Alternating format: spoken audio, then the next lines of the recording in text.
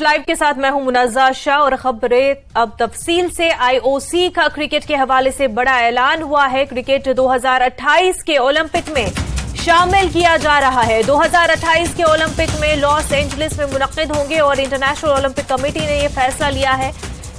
काफी अहम खबर आपको बता रहे हैं क्रिकेट के हवाले से। क्रिकेट शायकीन के लिए बहुत ही अच्छी खबर। आईओसी का क्रिकेट के हवाले से बड़ा ऐलान हुआ है। क्रिकेट 2028 के ओलंपिक्स में शामिल होगा। 2028 के ओलंपिक्स लॉस एंजलिस में मुनक्किद होने जा रहे हैं और यह फैसला लिया गया है आईओसी के द्वारा कि क्रिकेट को भी शामिल किया जाएगा ओलंपिक्स में। इंटरनेशनल ओलंपिक कमेटी ने यह फैसला लिया है। बहुत बड़ी यह खबर है और क्रिकेट के जो शायकीन है उनके लिए बहुत बड़ी खबर है। क्रिकेट 2028 के ओलंपिक्स में शामिल किया जा रहा है। 2028 के ओलंपिक्स लॉस एंजल्स में मुनक्किद होंगे और इंटरनेशनल ओलंपिक कमेटी ने यह फैसला लिया है।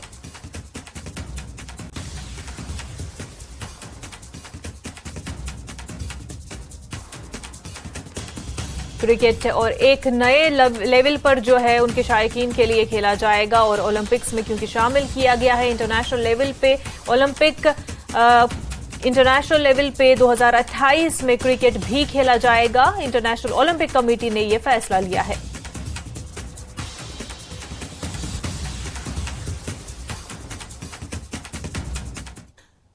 आगे बढ़ते हैं। वहीं रिलायंस फाउंडेशन की चेयरपर्सन और आईओसी की रुकन नीता अंबानी ने आईओसी के इस फैसले पर खुशी का इजहार किया। उन्होंने कहा कि ओलंपिक्स में क्रिकेट की शमूलियत एक तारीखी फैसला है और इससे ओलंपिक तहरीक को तक़वियत मिलेगी।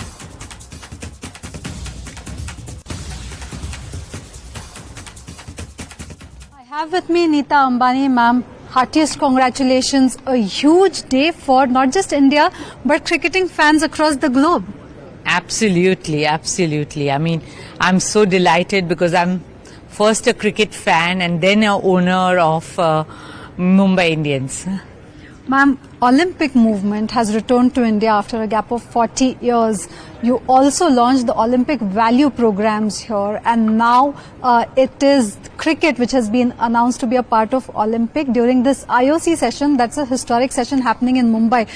How do you see this increasing India's stature in the global sporting community? I firmly believe that this is going to impact our children of India. We have 250 million school-going children, and this is going to make them aspire that they too can be on the global stage and win medals for the country. And what better way to bring the culture of sports than to first impact young children? Ma'am, you played an instrumental role in making sure that the IOC session happened here. Last year we saw all these negotiations happen. What are the kind of discussions that took place backdoor for cricket to be included as a part of Olympics? How has the journey for you been, because you've been actively involved in cricket yourself for the last 15 years? Well, first and foremost, I was batting for India. I'm a very proud Indian.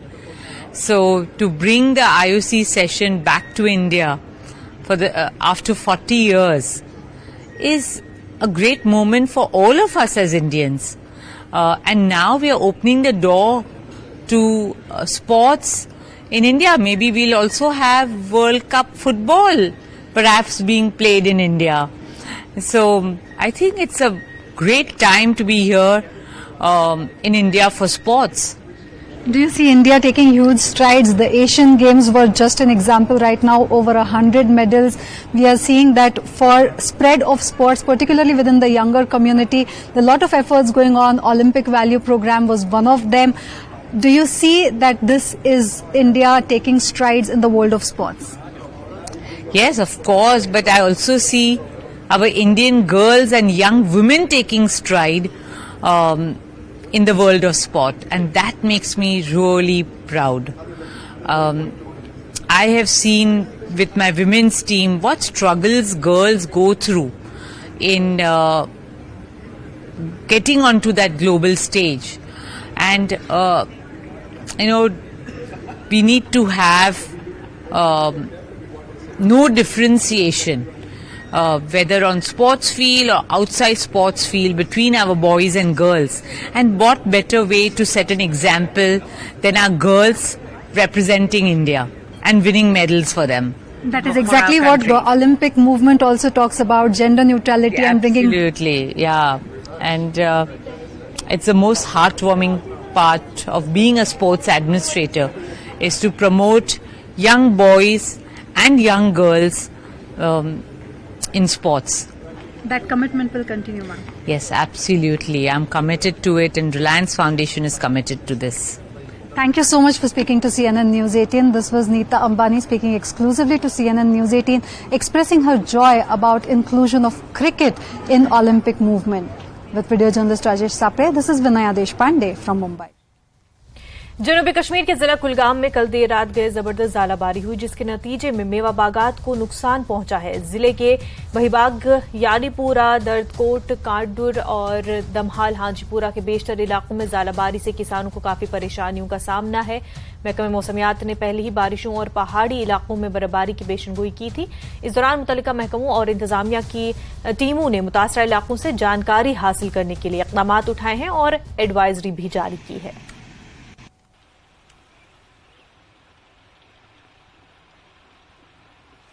हमारे लिए, हम ग्रोवरों के लिए कि इस वक्त harvesting का season था और हमने आज तक ज़िंदगी में देखा नहीं है कि इस वक्त ज़ालाबारी होती है।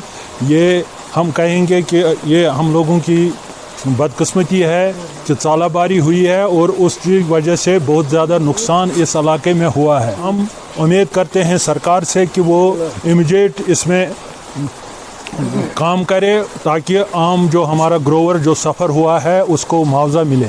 अगर नुकसान की बात करेंगे तो ओवरऑल पूरे डिस्ट्रिक्ट में ये ज़ालाबारी हुई है। जून कोयमू में हुआ है, जून मंजगाम में हुआ है, काडर में हुआ है और जून में हुआ है, यारीपोरा में भी हुआ है।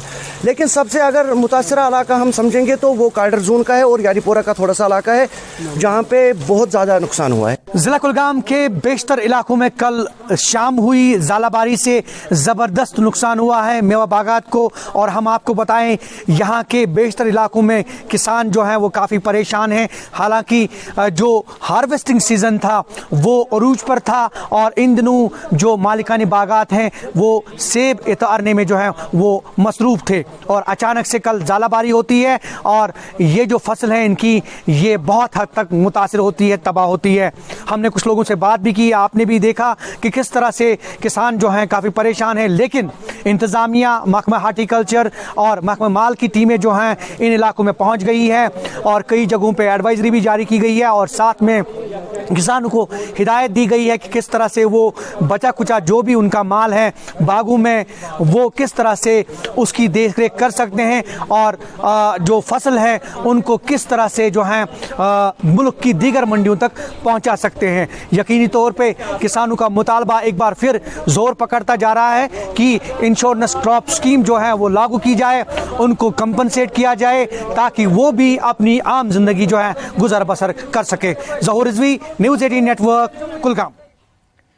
द्रास, जोजिला, मीनामर्ग और मशकू वैली में हल्की बर्फबारी हुई है। हाईवे पर ट्रैफिक चंद घंटों के लिए रुक गई। सयाह गर्म चाय और काफी के साथ बर्फ से लुत्फानंदोज हो रहे हैं। चाय और कॉफी के साथ ही सयाह जो है खुद को गर्म महसूस कर रहे हैं, साथ ही लेकिन बर्फबारी से भी काफी लुत्फानंदोज हो रहे हैं। तमाम आज सुबह श्रीनगर से द्रास की तरफ जाने वाली ट्रैफिक को चलने की इजाजत दी गई। ट्रैफिक मामूल के मुताबिक चल रही है।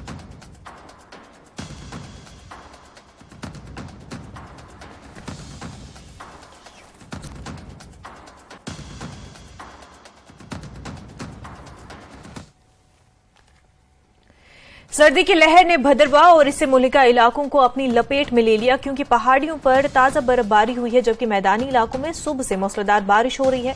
इतलात के मुताबिक भद्रवाह और इससे मुल्हिका इलाकों बशमूल आशापति, कैलाश कुंड, चित्रगाला और इसके अलावा कई और इलाकों में सुबह से ताजा बर्फबारी हुई है। बालाई इलाकों में ताजा बर्फबारी के बारिश सर्दी की लहर ने पूरे इलाके को अपनी लपेट में ले लिया और लोग गर्म कपड़े पहनने और जैकेट्स के साथ साथ चिमनियां जलाने पर भी मजबूर हैं। देखता हूँ कि पहली बार जो है इतनी सर्दी आ गई है क्योंकि ऊपर जो पहाड़ में है, पहाड़ में तो बर्फबारी गिर रही है और नीचे इतनी ठंड है कि हमने दराज लगाने शुरू कर दिए और बुखारी का इंतज़ाम भी कर रहे हैं। अब ये सोच रहे हैं कि लकड़ी नहीं है हमारे पास, कुछ नहीं है, तो इतनी जल्दी सर्दी आ गई है कि हमारा घर से बाहर निकलना बहुत मुश्किल हो गया है। इस अक्टूबर के महीने में बहुत सर्दी जो है वो हो गई। यहाँ भद्रवाह की मैं बात करूँ तो जो है अब इसमें जो है हम लोग जो हैं अपने घरों में जो है सीमित रह गए हैं, फिर से जो है गर्म कपड़े जो है निकाल दिए हैं और इस वक्त जो है इस बार इस साल जो है बहुत जल्दी जो है सर्दियों का मौसम जो है लगता है आ गया और उम्मीद है कि इस बार जो है ये सर्दियों का मौसम तवील होगा। रामबन में भी मौसम सरमा की आमद ने दस्तक दे दी है। महकमे मौसमियात की पेशेंगोई के मुताबिक पहाड़ों पर बर्फबारी और मैदानी इलाकों में हुई बारिशों से आई दर्जे हरारत में गिरावट से मौसम खज़ा का इख्तिताम हो गया। मौसम में आई तब्दीली से लोगों ने मौसम सरमा के मलबूसात का इस्तेमाल शुरू कर दिया है। वहीं दुकानों पर लोग आग जलाकर गर्मी का इंतजाम करते भी दिखाई दिए। ताहम भारी बारिशों का असर जम्मू कश्मीर कौमी शाहराह पर ट्रैफिक की आमदोरफ्त को मुतासिर न कर सका, जिसके चलते ट्रैफिक पुलिस हुकाम के मुताबिक आज कौमी शाहराह पर ट्रैफिक मामूल के मुताबिक चल रहा है। जिला रामबन में बानिहाल समेत पहाड़ी इलाके जाट वादी बहुमंगत वादी नील वादी पोगल परिस्तान समेत गोल्ड राजगढ़ और मरगुन टॉप इलाकों में भी हल्की बर्फबारी हुई है। वहीं बाकी इलाकों में तेज बारिशों का सिलसिला जारी है।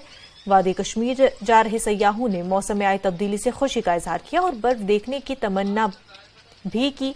मुंबई से आए एक सयाह ने लोगों से अपील की कि वो मौसम सरमा में वादी कश्मीर का रुख करें और बर्फबारी का नजारा करें।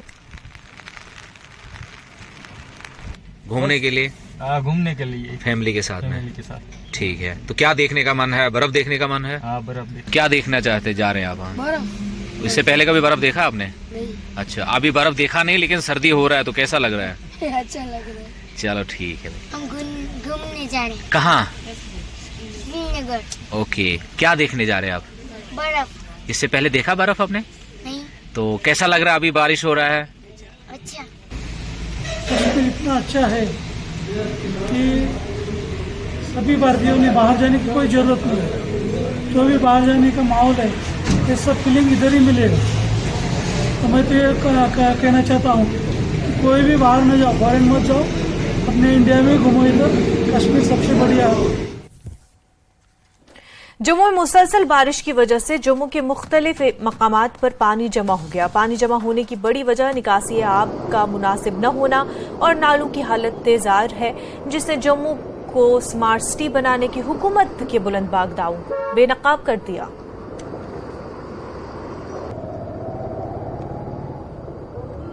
मैं इस वक्त जम्मू के संजय नगर में मौजूद हूं और सबसे पहले मैं आपको कुछ दिखाना चाहूंगा कि किस तरह से जो बारिश हो रही है जम्मू में और उसकी वजह से जो वाटर लॉगिंग हो रही है कई इलाकों में, न केवल संजय नगर बल्कि इसके साथ लगते हुए कई ऐसे इलाके हैं जहां पे इस वक्त जो प्लास्टिक है वो नालियों में फंस चुका है और उसकी वजह से वाटर लॉगिंग हो चुकी है, जिससे आने जाने वाले लोगों को, जो खास चलने वाले लोग होते हैं, पेडिस्ट्रियन होते हैं, उनको काफ़ी दिक्कतें आ रही हैं। जाम जगह जगह जम्मू में लगे हुए हैं और लोगों के घरों में, दुकानों में जो है पानी घुस चुका है। तो ये कोशिश हालांकि प्रशासन की होनी चाहिए कि समय रहते ही कदम उठाए जाएं ताकि इस तरह की जो हालात हैं वो ना बन पाएं। लेकिन जम्मू में जिस तरह से मैदानी इलाकों में बारिश हो रही है लगातार और जो पहाड़ी इलाके हैं वहाँ पे बर्फबारी हो रही है, उसकी वजह से लोगों को जो है जम्मू में बहुत दिक्कतें हैं। हालांकि स्मार्ट सिटी के तहत इसके आसपास जम्मू के कई इलाकों को स्मार्ट बनाया गया है, लेकिन कोशिश ये होनी चाहिए कि जम्मू के समस्त तमाम इलाकों को जो है वो स्मार्ट बनाया जाए ताकि आम लोगों को दिक्कतें पेश ना आए। क्योंकि जब बारिश का मौसम होता है तो अमूमन जम्मू में यही जो पिक्चर है वो देखने को मिलती है, वाटर लॉगिंग जगह जगह होती है और लोगों की ये अपील है प्रशासन से कि इस तरफ ध्यान दिया जाए ताकि सही मायने में जम्मू को स्मार्ट बनाया जा सके। कैमरामैन चांद के साथ राजेंद्र, न्यूज़ 18 जम्मू। खबरों का सिलसिला आगे भी जारी रहेगा, लेकिन उससे पहले एक छोटा सा ब्रेक।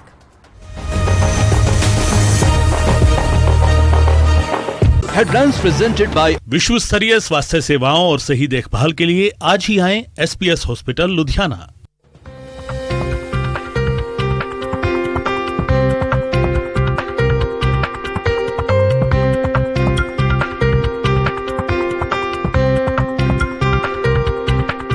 हेडलाइंस प्रेजेंटेड बाय विश्व स्तरीय स्वास्थ्य सेवाओं और सही देखभाल के लिए आज ही आएं SPS हॉस्पिटल लुधियाना।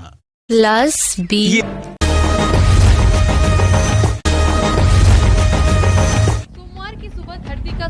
पूरी तरह सफेद हो गया। ये जन्नत कही जाने वाली गुलमर्ग की तस्वीरें हैं, जहां नींद खुली तो लोगों ने आसमान पर बर्फ के फाहे गिरते देखे और देखते देखते पूरा इलाका बर्फ की सफेद चादर से ढक गया। सबसे ज्यादा बर्फबारी किंडोरी और अफरोद की चोटियों पर दर्ज की गई। घर, मकान, होटल, पेड़ पौधे, बिजली के खंभे और यहाँ तक कि बिजली के तार भी बर्फ से ढक चुके हैं। दुनिया भर के सैलानी गुलमर्ग में बर्फबारी का मजा लेने आते हैं, जो इन तस्वीरों को देखने के बाद अब यहाँ खींचे चले आएंगे। गुलमर्ग के अलावा घाटी के दूसरे हिस्से में भी बर्फबारी शुरू हो चुकी है।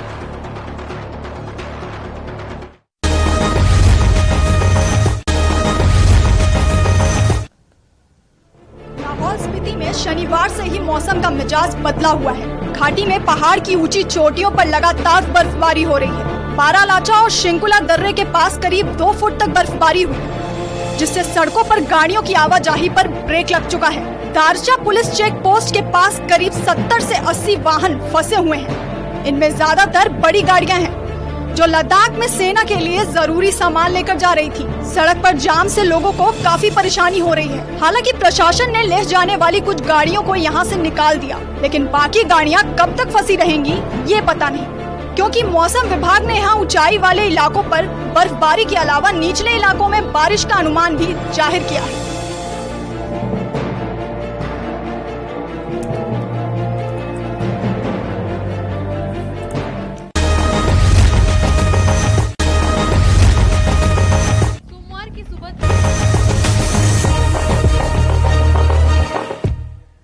ब्रेक के बाद आपका खैर मकदम है। कश्मीर के तारीखी शारदा मंदिर में नवरात्रि की पूजा की गई। 1947 के बाद ये पहला मौका है कि इस साल शारदा मंदिर में नवरात्रि की पूजा की गई। पूजा के दौरान बड़ी तादाद में अकीदतमंद मौजूद थे। आइए आपको बताते हैं, इस मंदिर को इस साल मार्च 2023 को तज़ीम के बाद खोल दिया गया। इस मंदिर का जिक्र करते हुए मरकजी वज़ीर दाखिला अमित शाह ने सोशल मीडिया पर लिखा कि उन्हें तज़ीम के बाद इस मंदिर में जाने और पूजा करने का मौका मिला। ये सिर्फ वादी में अमन की अलामत है और वज़ीर आज़म की क़यादत में मुल्क के रूहानी और सकाफती विरसे को बका मुमकिन हो सकी है। जैसा कि आप जानते हैं कि जो हमारा शारदा मंदिर है, बेस कैंप है शारदा पीठ की यात्रा के लिए। जैसे आपको पता है कि हमारे 4 रूट है वहां जाने के, लिदरवन जुमागढ़ और अपना केरन, तीसरा अपना ऑफिशियल रूट छड़ी मुबारक रूट टीटवाल और चौथा तारबल गुरेज से। तो टीटवाल का जो हमने शारदा मंदिर बनाया, वहां पे कल पहली नवरात्रा को शरद नवरात्रा यानी जो अभी चल रही है, कल भव्य पूजन का आयोजन हुआ। ये पहली बार विभाजन के बाद ऐसा हुआ, क्योंकि आप जानते हैं कि हमारे माननीय गृह मंत्री जी ने इसका इनॉग्रेशन टेम्पल का किया 22 मार्च को इसी वर्ष, और उसके बाद यात्री पूरे देश भर से विदेश से आ रहे हैं और अपना शारदा माता का दर्शन प्राप्त कर रहे हैं। ये जो बेस कैंप है, ये हमारा एक सिख गुरुद्वारा और मंदिर हुआ करता था, जो 1947 में विभाजन के बाद प्रॉक्सी वार में जलाया गया था, नष्ट किया गया था।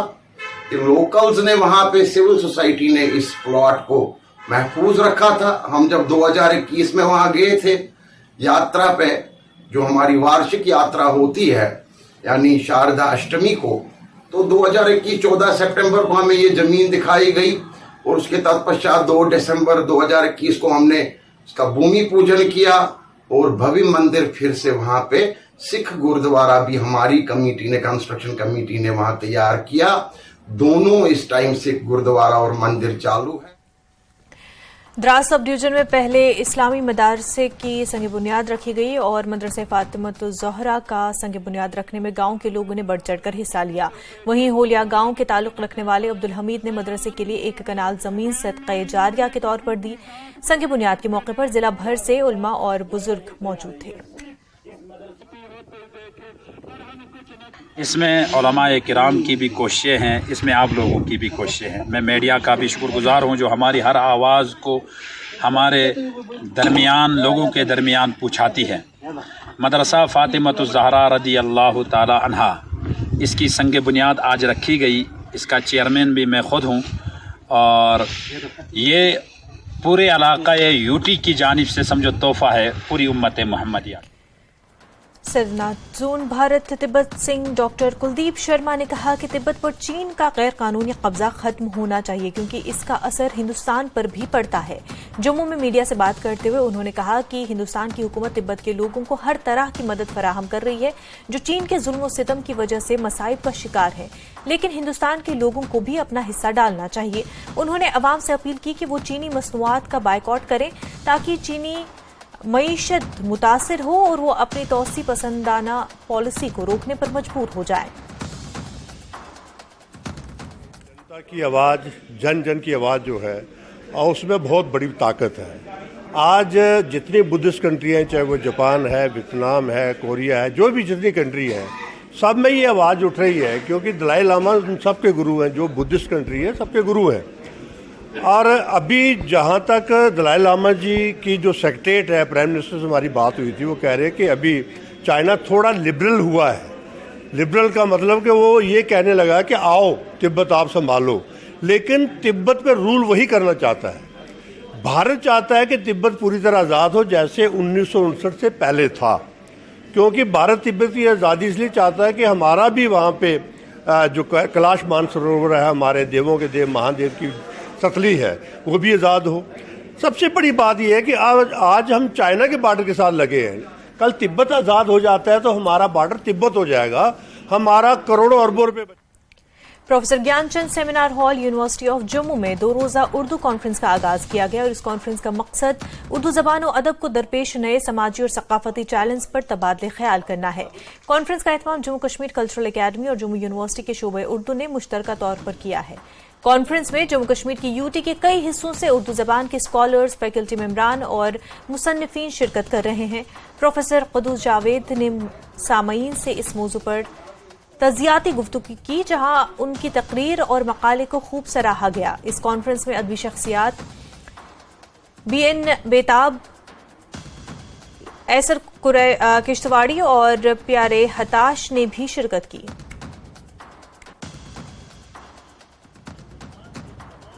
ये लोग मिल बैठकर इस बात का तयन करेंगे कि उर्दू ज़बान को अगली सदी में, अगले ज़माने में किस तरह के मसाइल हैं, किस तरह के समाजी और सकाफ़ती मसाइल हैं।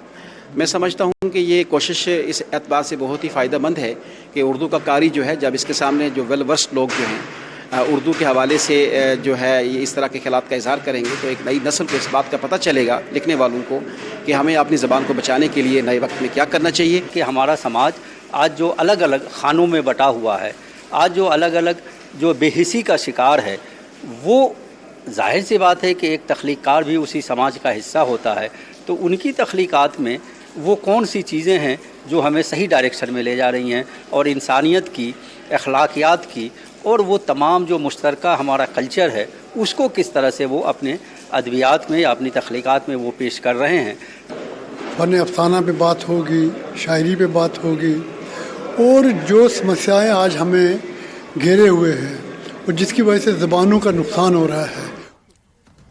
मेजर सब डिवीजन की मनकोट तहसील में कायम करदा श्री फॉर्म बलनूई की खस्ता हाल इमारतें और मुलाजमीन की किल्लत की वजह से मुकम्मल तौर से मफलूज हो रही है। 1976 में हुकूमत की जानिब से 2043 कनाल से जायद अराजी पर कायम करदा श्री फार्म की इमारतें 1978 में तामीर हुई थी, लेकिन इसके बाद आज तक किसी भी इमारत की मरम्मत ही नहीं की गई। मकामी लोगों ने इंतजामिया को तनकीद का निशाना बनाते हुए कहा कि अदम तवज्जुही की वजह से इस वक्त पूरे शी फार्म का निज़ाम खराब हो गया, जबकि मुलाजमीन के लिए भी बुनियादी सहूलियात मौजूद नहीं है। शी फार्म बलनोई है हमारा, ये बिल्कुल सागर के पड़ोस में जुड़ा हुआ है और इसकी जो ये बिल्डिंगें हैं ये 1976 में फार्म अलाट हुआ है और 1978 में ये बिल्डिंगें बनी हैं और उसमें इनकी आज तक बहुत खस्ता हालत है। बेचारे बाहर के मुलाजिम में वो भी परेशान होते हैं और टूटी फूटी हुई बिल्डिंगें हैं। और दूसरा ये है कि इनकी रोड है जो नीचे से आ रही है उसकी भी बहुत बुरी हालत है। पिछले दिनों इधर डीसी साहब भी आए हुए थे तो रोड की बहुत बुरी हालत थी और ये रोड ठीक होनी चाहिए। और तीसरा नंबर ये बाहर के मुलाजिम हैं और जब शेलिंग होती है इधर एक मोर्चों की ज़रूरत है सर, तो मोर्चा होना चाहिए इधर। इस टाइम जो भी मुलाजिम है उनको पूरा बेनिफिट या कोई लाभ नहीं मिल रहा है कि उनको देखें, ये जो डिपार्टमेंट शिप हस्बेंड्री के अंडर ये आती है हमारी शिप की बिल्डिंग, ये हमारा कोई टोटल जो एरिया है वो 2800 कनाल के अराउंड है। तो अगर हम बिल्डिंग की बात करें तो पुरानी 1970s की वो बनी है कोई बिल्डिंग, तो अभी तो काफ़ी शैबी कंडीशन में है। तो उसके सर्वे वगैरह हो चुका है, उसका मुझे लगता है अभी टेंडर भी लग जाएगा और उसका काम जल्दी शुरू हो जाएगा। तो वो सबसे बड़ा मुझे लगता है शिप फार्म मुझे लगता है हमारे नॉर्दर्न इंडिया का होगा ये जो है ये वाला। और इसमें ये है कि रिसेंटली हमारा संकल्प सप्ताह चल रहा था, आप लोगों ने कवर भी किया होगा, हमारे डीसी साहब यहाँ पे आए थे। तो हमने उसी एक शिप का जो हमारी बिल्डिंग है उसी को हमने चूज़ किया था ताकि डीसी साहब भी उस एरिया को देख पाएँ। वहाँ पे रोड की फैसिलिटी नहीं है, रोड भी काफ़ी खस्ता हालत है रोड की। तो हमने डिमांड की थी कि डीसी साहब को कि आप किसी प्लान में उस रोड को भी रखें और साथ में जितनी जल्दी हो सकता है उस बिल्डिंग का आप काम शुरू करें, क्योंकि हमारे लिए एक बहुत ही बड़ा एक इनिशिएटिव होगा कि हम उस बिल्डिंग को दोबारा से हम उसको सुधारें, उसको दोबारा से रिकन्स्ट्रक्ट करवाएं, और ताकि हमारी जो है एक हमारे एरिया का एक प्रॉपर एक किस्म का एक एसेट है वो बहुत बड़ा हमारे लिए। गवर्नमेंट डिग्री कॉलेज त्राल ने ONGC मेडिकल सुपर 30 श्रीनगर के इश्तराक से कॉलेज ऑडिटोरियम में 11वीं और 12वीं जमात के तलबा के लिए एक सेमिनार का एहतमाम किया गया। सेमिनार में additional deputy commissioner Tral Sajid Yahya Naqash मेहमान खसूसी थे, जबकि कॉलेज के प्रिंसिपल डॉक्टर मुश्ताक अहमद मलिक और तहसीलदार त्राल सजाद अहमद भी मौजूद रहे। प्रोग्राम का मकसद तलबा को नीट और दीगर इम्तहानात के लिए 1 साल के लिए मुफ्त कोचिंग फराहम करनी थी।